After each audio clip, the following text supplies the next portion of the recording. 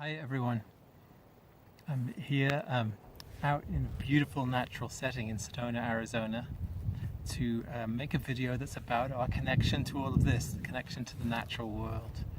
And from my perspective, it's something that's extremely fundamental in all of our lives, regardless of where we live, whether we live in cities or in the country.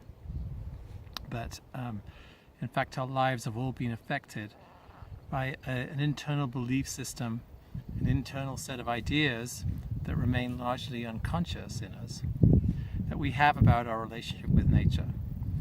And that it is in fact a relationship on a very deep level.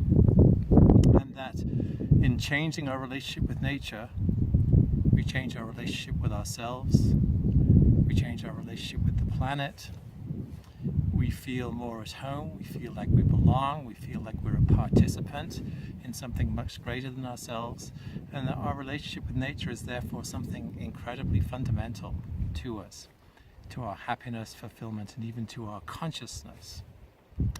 So I'm making these videos about ideas which might change our relationship with nature, and practices as well.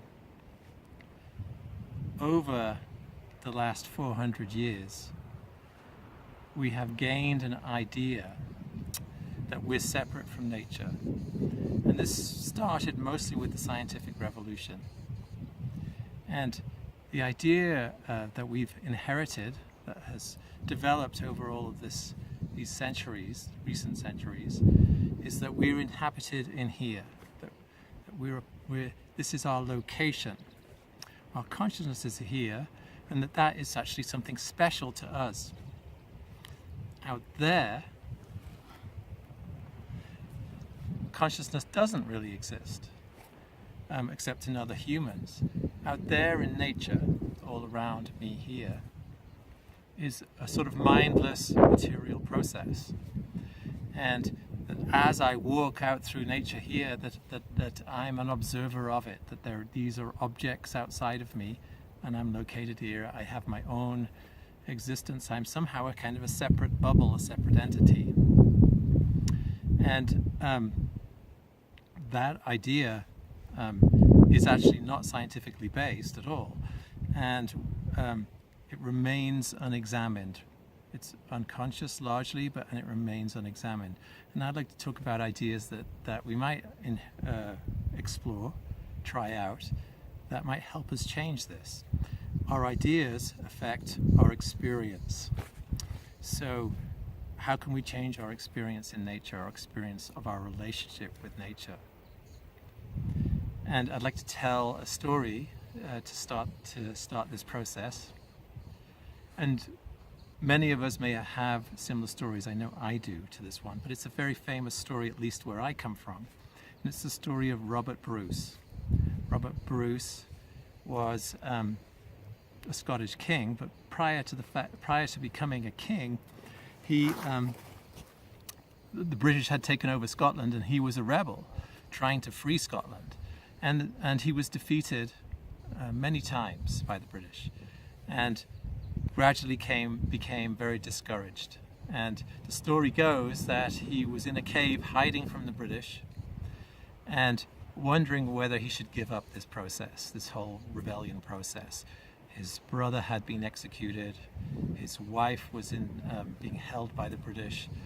He's like, is this worth it? Is this struggle worth this much loss and struggle? And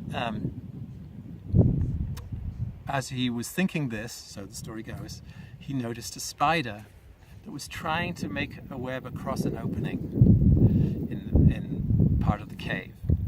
And the spider was swinging and trying to get to the other side to join its first thread. And it kept failing. And he watched this spider, and Robert Bruce, had failed in battle 6 times prior to this.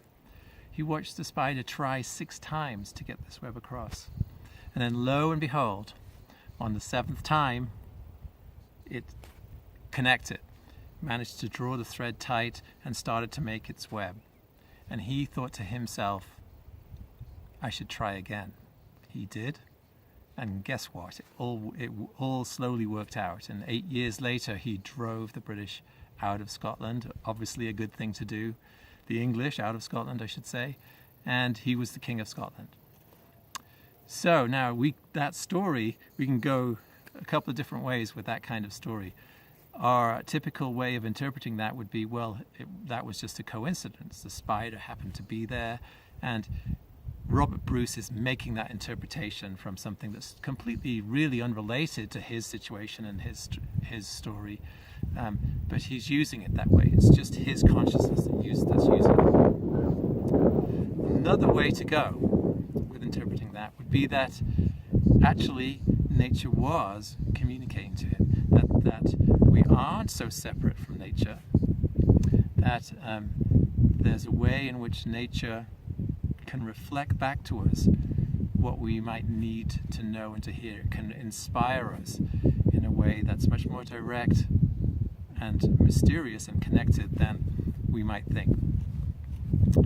And from that story, it's then interesting to reflect today on the progress in neuroscience, in particular the neuroscience of consciousness.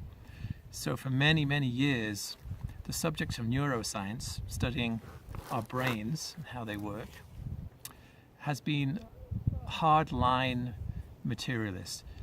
Francis Crick, the discoverer of DNA, said that we are no more than our neurons firing. We're no more than an electrochemical process in our brains. In other words, our consciousness is somehow produced by this. It's what's called an epiphenomena.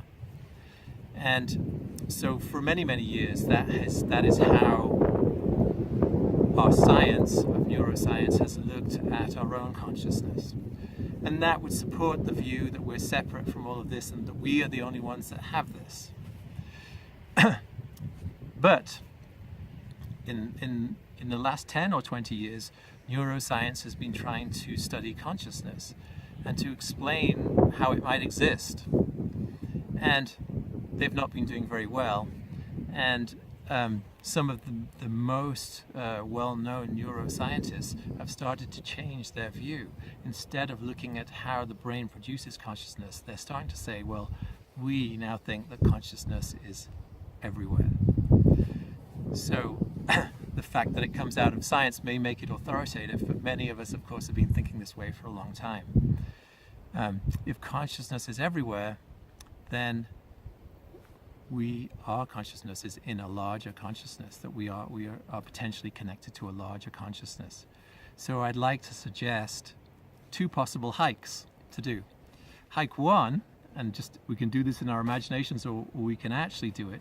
Hike 1 is we hike out with our usual consciousness, or bring to consciousness the belief structure that may be hidden within most of us, that we are located here in our brains, that we're separate from all of this. The trees, the rocks around me are not conscious, and I'm the observer of it. And that's my relationship with nature. How is that going to affect my relationship with nature? Hike 2, the following day perhaps, would be I'm hiking and consciousness is everywhere. Not just located in me, it's all around me. And that my consciousness is simply a part of the larger consciousness. I'm experiencing my consciousness, but to some degree, I'm experiencing a larger consciousness. And it is experiencing me. My thoughts are occurring in it. Its events and thoughts are occurring in me as well. And we could then take that hike, and I would surmise that it would be a very different experience. That in practicing that, we could start to change our relationship with nature in a very positive way and change our own experience of life. And that is something worth doing. So I suggest that as an experiment, and I suggest undoing this old thought which has no support from science, even if we pretend it does, to a thought that has equally as much support from science, that we're a part of a larger consciousness, that we belong here as a part of this, we're participants, and that we're connected. And all we have to do is change our thoughts,